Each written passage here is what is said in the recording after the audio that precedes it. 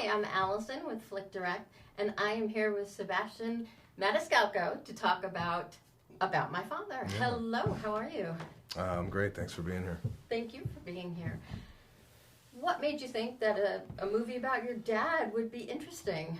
Well, I've been talking about my dad for the last 25 years in my act, so I thought this story would definitely serve itself up to a movie, just because there were some stories there that really doesn't fit in my stand-up comedy routine, and thought this would be a great place to share those. So, yeah, I wrote this movie with my writing partner, Austin Earl, about 6 years ago in my backyard, not thinking that it would ever see the day of light. It was just a passion project. The next thing you know, we're here talking about this movie, and De Niro's playing my father, which is unbelievable.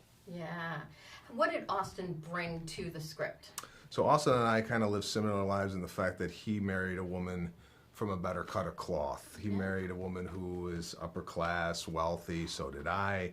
And we always kind of bond over stories about going like on vacation with that family or what have you. What happened on your vacation? Oh, I'll tell you what happened on mine.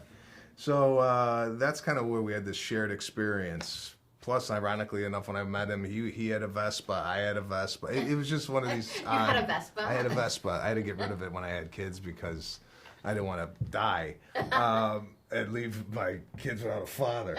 So, yeah, we just have a lot... Our sense of humors are really, really similar. So it's really easy for me and him to kind of write together. So that's why we chose this movie to collaborate on. So did it kind of come organically, or did you just have to think really hard about it? Was there writer's block involved with it, or did you say, oh, I can't tell that story about my dad, or I can, or...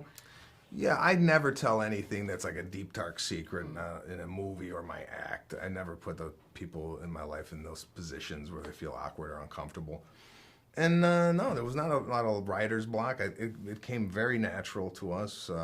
He's excellent, Austin, at writing dialogue. I kind of came up with the characters and who these characters really were, and he kind of ran with it. So, yeah, I won't say it was easy, but it wasn't like we weren't pining a lot over it. Mm-hmm.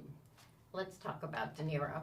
How does one actually get down on their hands and knees and beg Robert De Niro to be in your movie? You know, yeah. Well, when he was on his hands and knees, I said, "Listen, Bob, get up." This is pathetic. No, I didn't have a relationship with Robert De Niro where I was able to call him up on the phone and say, "Hey, you want to be my dad?" Although I worked with him in Irishman, and then he had come to see me at the Radio City Music Hall.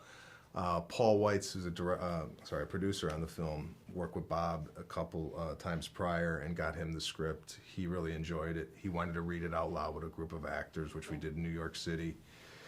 He loved the way it sounded, and then he signed up to play my father. So there wasn't a lot of begging and pleading. He really kind of gravitated towards the script and wanted to do it.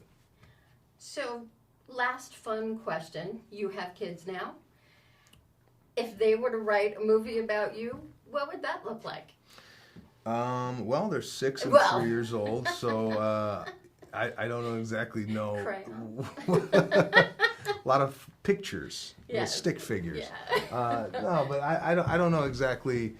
I try to take bits and pieces of my parents' upbringing and implement it into my own upbringing.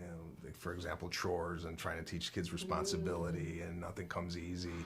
However, they are growing up in a different environment that I grew up in, so it's almost like triple as hard as to instill like work ethic and what have you. Really got to be on them. So hopefully, when it's time to write a movie about me, they'll, it will be funny in its own right. Yeah. Who knows? I don't know. Maybe they'll hate me. All right. Well, we'll have to wait for that for another half dozen or so years, probably longer. But thank you so much. The movie was a lot of fun. I appreciate this. Thank you.